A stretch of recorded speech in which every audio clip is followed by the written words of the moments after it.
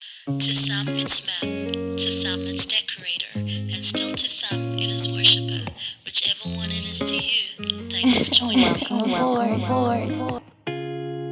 Hello, everybody. Welcome to my YouTube channel. I am Kwanele Nomonde Mlube, and if you are still here, I appreciate you. If this is your first time, welcome aboard. And as you can see, I am not here alone today, and I'm not going to do an introduction. I'll allow the lady to introduce yourself. So, lady, who are you?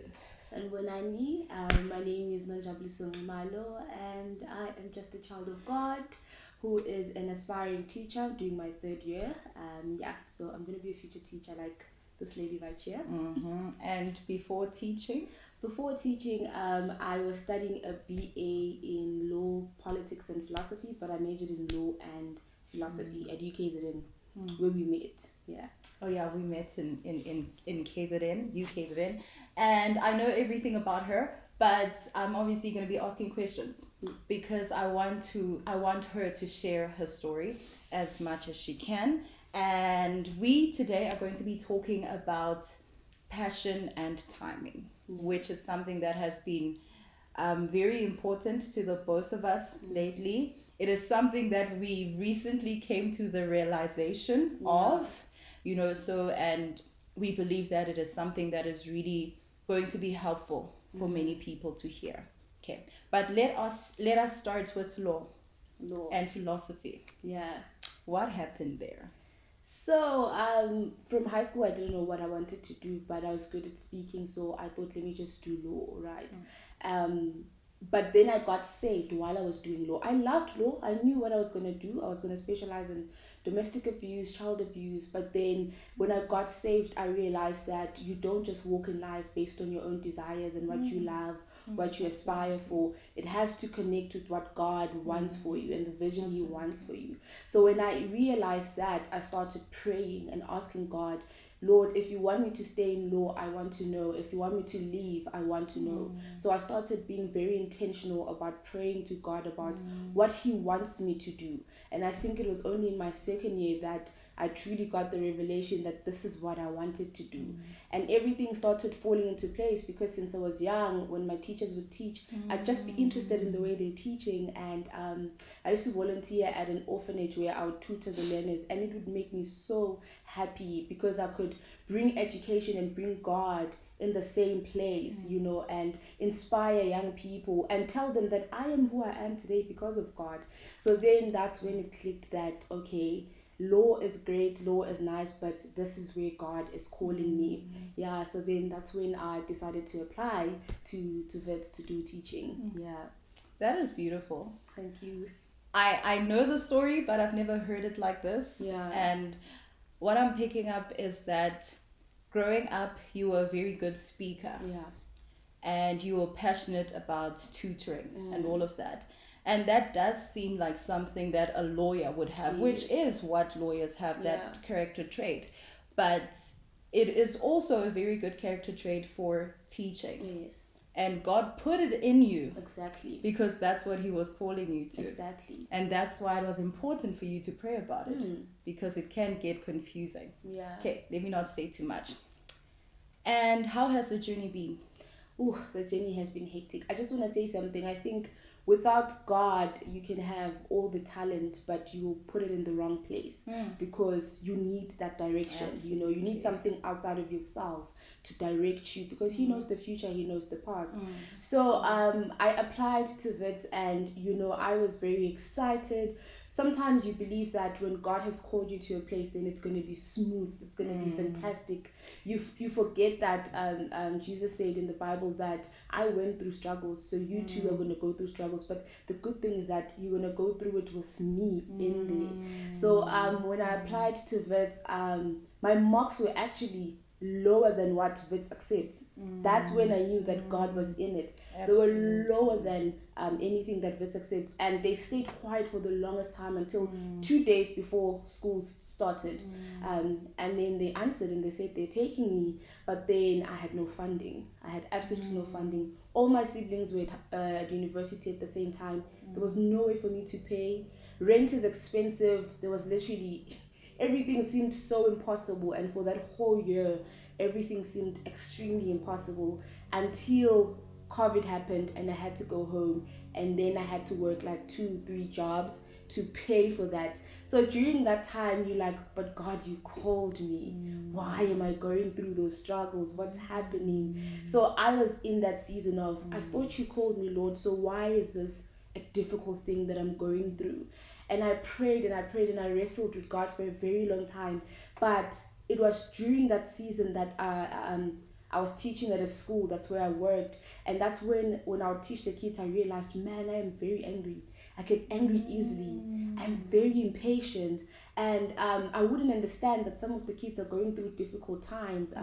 I started getting super close with my mom and my siblings. So God used that situation to teach me things that I needed before I continued with that journey.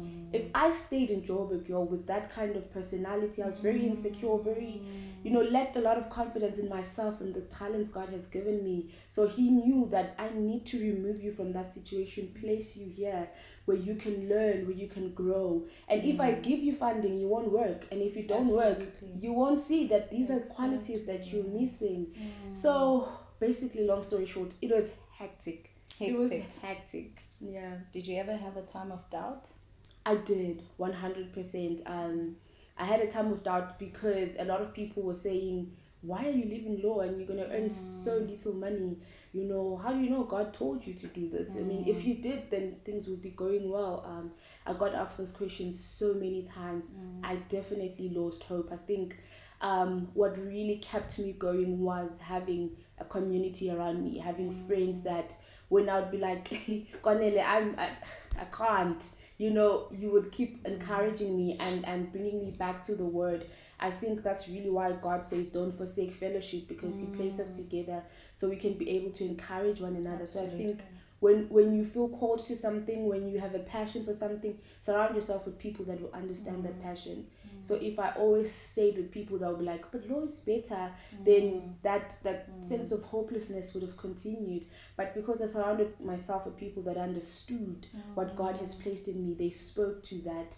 And God is faithful. When I started asking Him, why am I here? Why don't I have funding? He taught me. He would direct me to the word. Absolutely. He would say, Jesus had to go through 40 days and 40 nights before He started His ministry. Why? All of these people, Paul, everybody, they had to go through struggles before they started their ministry, even within their ministry, because I need to equip you. Hebrews tells us that trials are going to bring patience and perseverance that we need. And that's what's going to make us different when we are in these workplaces, because we know I need to be refined for me to be better. Absolutely. Yeah. I love that. I just remembered where Paul said that we went through so much to the point where we were near the point of death. Yeah. But all of this happened so that we might not depend on ourselves, but on God who raises the dead. Yes. And I find that these struggles, they are so beautiful because they bring us closer to God. Yeah. But not just closer, but He shows us, or we are more focused on more of Him. True. In such times. So we get to know Him more, we get to understand Him more, so that if you should ever go into such a situation again, there is no fear. True. I know this God, He's been there for me. Okay, so now let's go into passion and timing. Yeah. The reason why this is so important is because when you have a passion for something, you seldom think about, or you seldom calculate or ask yourself, is this the best way to do it? When should I start? You seldom plan, because that passion within you drives you, and you just want to work, you just want to give, you just want to do this, you just want to do this. But if you're doing it outside of place, then it is almost futile. So I want you to just speak briefly about that, how you have found the importance of balancing passion and timing, God's timing, that is. I think for me, what I realized is that so many of us have a passion to change the world. I'm very passionate about education and young people. And so I would always, so when I was teaching during the time I didn't have funding and had to work, All the time when I would go into the class, I would come with my ideas of what the kids are going through, right? Because I was so excited and ready to help them that I never listened to them. I never sat down and spoke to any of the learners and said, how are you? What's going on at home? How are you feeling? I never found out from them what they need. I came with an expectation that this is the community I come from, this is what we went through when we were in high school, so therefore this is what they're going through. But it's a totally different generation, they're going through totally different things. Absolutely. So instead of actually listening to the children and learning from them what they need, I rushed I rushed to help them, and therefore I couldn't really help them. And I think that's also the situation when it comes to God's timing, is that you want to rush and leave the giver behind, take the gift and run because you're like, Lord, you've called me to be a musician, now you're organizing everything. But sometimes God just wants you to sit with that gift and that understanding that I've been called here.